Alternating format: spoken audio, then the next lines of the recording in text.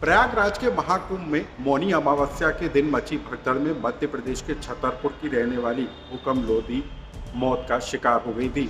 लेकिन हुकम लोधी ने अपनी 20 साल की बेटी को बचाने के लिए कैसे अपनी जान लगा दी और कैसे मची भगदड़ के बावजूद 20 साल की दीपा लोधी सुरक्षित निकल आई, इसकी पूरी कहानी खुद दीपा लोधी ने लोकमत को बताई, जिसको जानकर आप भी हैरान हो जाएंगे कि आखिर भगदड़ वाले दिन किस तरह के हालात थे और कैसे छतरपुर की रहने वाली 20 साल की दीपा लोधी भगदड़ में शिकार होने के बावजूद भी आखिर कैसे सुरक्षित बच गई।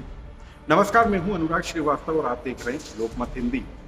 प्रयागराज के महाकुंभ में मौनी अमावस्या के दिन भगदड़ मची, लोग भागते हुए नजर आए और इस भगदड़ में लोग जो जमीन पर गिरे या जो सो रहे थे उनके ऊपर से भीड़ दौड़ती हुई निकल गई और इसी वजह से कई लोग मौत के गाल में समा गए। लेकिन मध्य प्रदेश के छतरपुर के बक्सवा में रहने वाली 20 साल की दीपा लोधी पूरी तरीके से सुरक्षित निकल आई। दीपा लोधी गिरी जरूर, लेकिन जहां दीपा लोधी गिरी उसके नीचे 2 लोग थे और उसके ऊपर भी 2 लोग थे, यानी कि दीपा लोधी उन 4 लोगों के बीच में सांस लेती रही और आखिरी दम तक मौत के साथ लड़ती रही। लेकिन सिर्फ यही एक वजह नहीं है, बल्कि दीपा लोधी को बचाने के लिए उसकी मां हुकम लोधी ने भी जान की बाजी लगा दी और अपनी बेटी को बचाने के लिए हुकम लोधी की खुद मौत हो गई।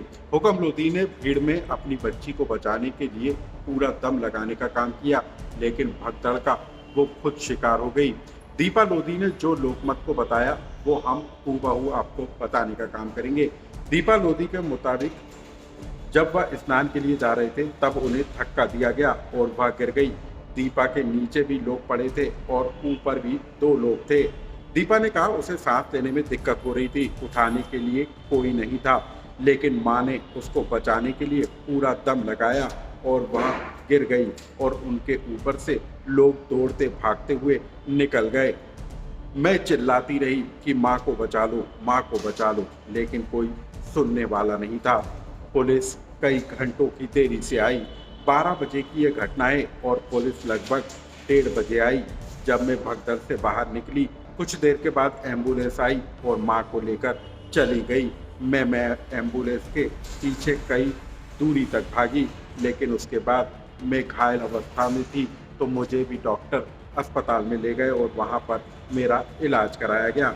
दीपा के मुताबिक उसको इस बात की सूचना काफी देर से मिली कि उसकी मां का निधन हो गया है। अब हम आपको बता दें कि दीपा लोधी अपने परिवार के दूसरे सदस्यों के साथ महाकुंभ में स्नान करने के लिए गई थी और जब 12 बजे अनाउंस हुआ कि अमृत स्नान के लिए लोग आगे बढ़ सकते हैं, तब वो अपने परिवार के साथ आगे बढ़ी और उसी दौरान भगदड़ मच गई। दीपा के मुताबिक उसके आसपास के लोगों ने उसको धक्का दिया, जिसके कारण वो गिर गई।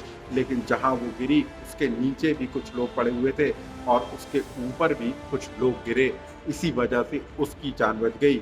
लेकिन इस पूरे घटनाक्रम के दौरान दीपा की मां हुकम लोधी की जान चली गई।